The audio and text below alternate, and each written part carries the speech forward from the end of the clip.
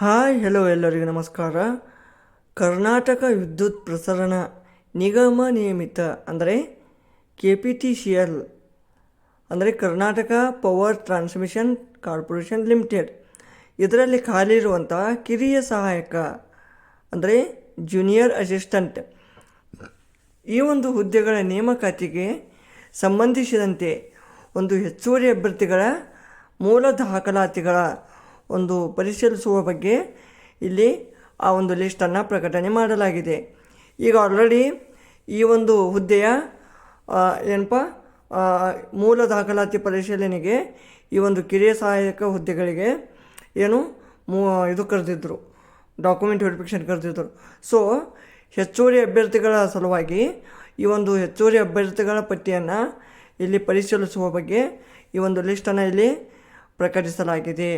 Okay, ಈಗ ನಿಮಗೆ ಇಲ್ಲಿ ಆಲ್ರೆಡಿ ಗೊತ್ತಿರುವ ಹಾಗೆ ಈಗ ಯಾರು ಆಲ್ರೆಡಿ ಮಾಡಿದಾರಲ್ಲ ಆ ಒಂದು ಸೇಮ್ ಅಂದರೆ ಈ ಒಂದು ಅಭ್ಯರ್ಥಿಗಳ ಮೂಲ ದಾಖಲಾತಿ ಪರಿಶೀಲನಾ ಕಾರ್ಯವನ್ನು ಈ ಕೆಳಗೆ ಕೊಟ್ಟಂಥ ಅಡ್ರೆಸ್ನಲ್ಲಿ ಮತ್ತು ದಿನಾಂಕ 20 ಡಿಸೆಂಬರ್ 2023ರಂದು ಈ ಒಂದು KPTCL ಅಸೋಸಿಯೇಷನ್ ಅಂದರೆ ಈ ಒಂದು ಅಡ್ರೆಸ್ನಲ್ಲಿ ಹೋಗಿ ನಿಮ್ಮ ಒಂದು ದಾಖಲಾತಿಯನ್ನು ಮಾಡ್ಕೋಬೋದು. ಓಕೆ, ಸೊ ಇಲ್ಲಿ ಫ್ರೆಂಡ್ಸ್ ಇಲ್ಲಿ ನೀವು ನೋಡ್ಬೋದು, ಇಲ್ಲಿ ಲಿಸ್ಟನ್ನು ಒಂದು ಅಟ್ಯಾಚ್ ಮಾಡಿದ್ದಾರೆ. ಜೂನಿಯರ್ ಅಸಿಸ್ಟೆಂಟ್ ಅಂದರೆ ಒಂದು ಕಿರಿಯ ಸಹಾಯಕ. ಸೊ ಇಲ್ಲಿ ಲಿಸ್ಟನ್ನು ಕೊಟ್ಟಿದ್ದಾರೆ ನೋಡಿ. ನೀವು ಇಲ್ಲಿ ನಿಮ್ಮ ಒಂದು application ID, name of the candidate, father or husband name, date and time of document verification, okay ಎಲ್ಲ ಕೊಟ್ಟಿರ್ತಾರೆ. ನಿಮ್ಮ ಯಾವ ತಾರೀಕದಂದು ಯಾವ ಟೈಮಿಗಿದೆ. ಆ್ಯಕ್ಚುಲಿ ಇರೋದು 20 ಡಿಸೆಂಬರ್ಗೆ ಮಾತ್ರ, ಆದರೆ ಟೈಮಿಂಗು ಮಾರ್ನಿಂಗ್ ಸೆಷನಾ ಅಥವಾ ಆಫ್ಟರ್ನೂನ್ ಸೆಷನಾ ಅಂತ 10 ಗಂಟೆಗ ಇಲ್ಲ ಅಥವಾ 1:30 ಗಂಟೆಗ ಅದು ಇಲ್ಲಿ ತಿಳಿಯುತ್ತೆ.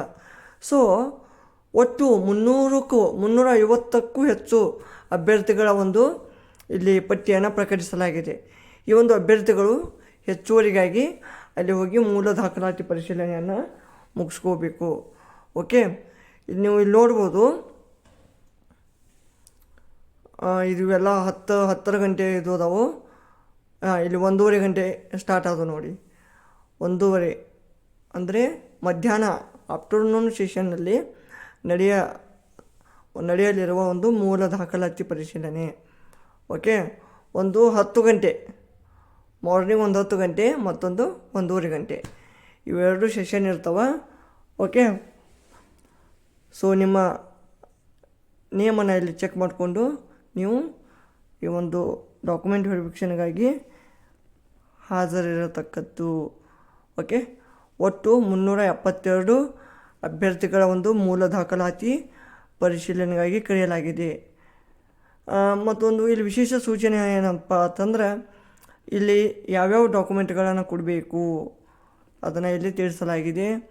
ಈಗ ಒಂದು ನೀವು ಆಲ್ರೆಡಿ ಆನ್ಲೈನ್ ಮೂಲಕ ಸಲ್ಲಿಸಿರುವ ಮುದ್ರಿತ ಒಂದು ಪಾಸ್ಪೋರ್ಟ್ ಸೈಜ್ ಫೋಟೋ ಮತ್ತು ಅದ್ರ ಜೊತೆ ಇರುವ ಒಂದು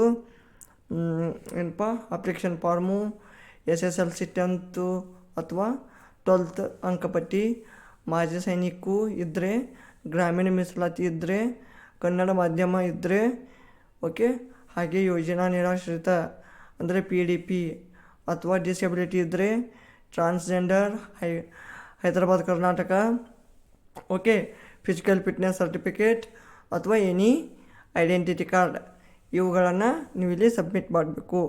ಮತ್ತು ಇಲ್ಲಿ ವಿಶೇಷ ಸೂಚನೆಪ್ಪ ಏನಂದ್ರೆ, ನೀವು ಇವೆಲ್ಲ ಡಾಕ್ಯುಮೆಂಟ್ಗಳನ್ನು ಮೂಲ ಅಂದ್ರೇನು, ಒಂದು ಒರಿಜಿನಲ್ ರೂಪದಲ್ಲಿ ಒಯ್ಯಬೇಕು. ಒರಿಜಿನಲ್ ಪ್ಲಸ್ ಅದ್ರದ್ದು ಕಾಪಿ ಸೆಟ್. ಓಕೆ, ಮಿನಿಮಮ್ 3 ಸೆಟ್ಟಲ್ಲಿ ಒಯ್ಯಬೇಕು ನೀವು.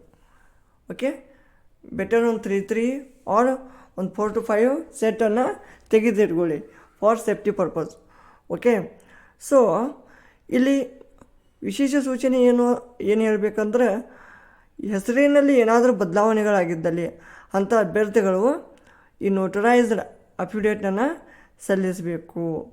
ಓಕೆ, ಹಾಗೆ 30 ನಿಮಿಷ ಮೊದಲೇ ಅಲ್ಲಿ ವರದಿ ಮಾಡತಕ್ಕದ್ದು, ಅಂದರೆ ಆ ಸ್ಥಳಕ್ಕೆ ಮುಂಚೆನೇ ಹೋಗಬೇಕು.